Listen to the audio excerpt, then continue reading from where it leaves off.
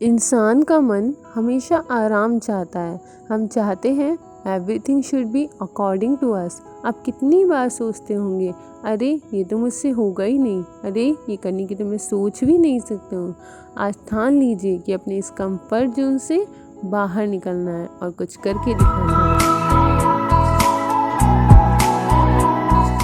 Hello friends, welcome back to our channel Yoga by Secret Girl. In today's video we are going to learn एक बाद हस्तासना, और ये होगी हमारी advance yoga series की एक और वीडियो।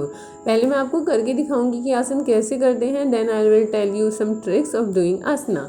ओके, सो सबसे पहले देखते हैं आसन करना कैसे है। इसके लिए first of all you will lie down straight and then slowly अपने पैरों को बेंड करना है और अपने दोनों हाथों को अपने शोल्डर्स के पास लेकर के जाना है और ऐसे ज़मीन पर टिका लेना है। इसके साथ ही अपनी बॉडी को ऊपर की तरफ उठाना है एंड अब धीरे से अपने एक पैर को ऊपर लेकर के जाना है। आपका पूरा बॉडी वेट आपके दोनों हाथ और एक पैर के ऊपर होना चाहिए। दिस इज़ कॉल्ड एक बाद Hastasana. Now slowly come back. Now I will tell you कि आप इस आसन को कैसे करेंगे।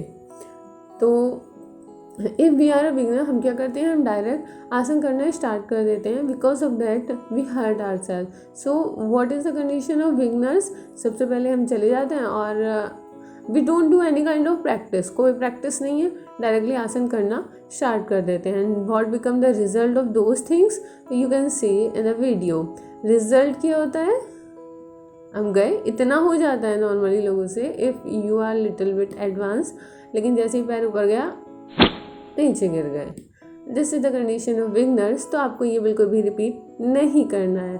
First of all we will do some stretching और I will also tell you some tricks जिसके थ्रू आपकी बॉडी स्ट्रेचेबल होगी और आप इजीली कर पाएंगे। तो आपको एक पैर को सीधे ऐसे रख लेना है। आप वॉल का सपोर्ट ले सकते हैं अगर आपको स्ट्रेट नहीं खड़ा बैठा जा रहा है। ओके, सो दूसरे पैर को फोल्ड करना है और इसको जितना ज़्यादा हो सके अपनी बेंड करना है। Same thing we will do from our next right leg, और ऐसे ही स्ट्रेच करना है पैरों को। First thing we can also support the wall and अगर आप कर सकते हैं तो दूसरे हाथ को घुटने पर रख कर करिए।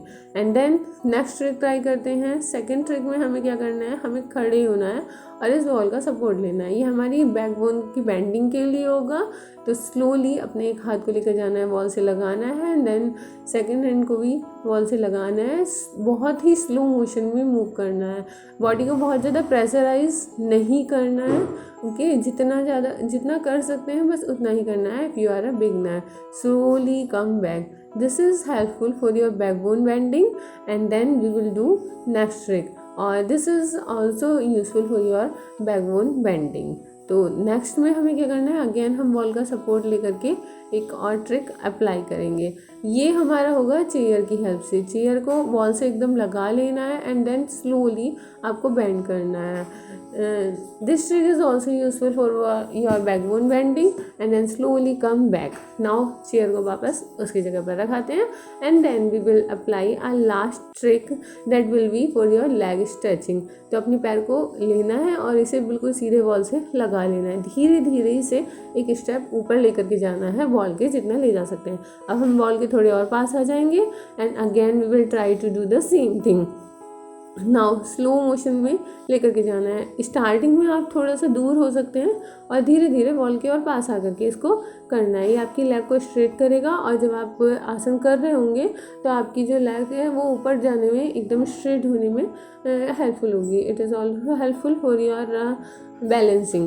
Okay, so these are some tricks. Now after using all these tricks you will again try to do the asana, और इसके लिए हमें क्या करना है, अगेन हमें लेट जाना है एंड देन दोनों हाथों को शोल्डर्स के पास लेकर के जाना है। स्लोली ऊपर की साइड बॉडी को लिफ्ट करना है एंड देन एक पैर को लेकर के ऊपर चले जाएंगे।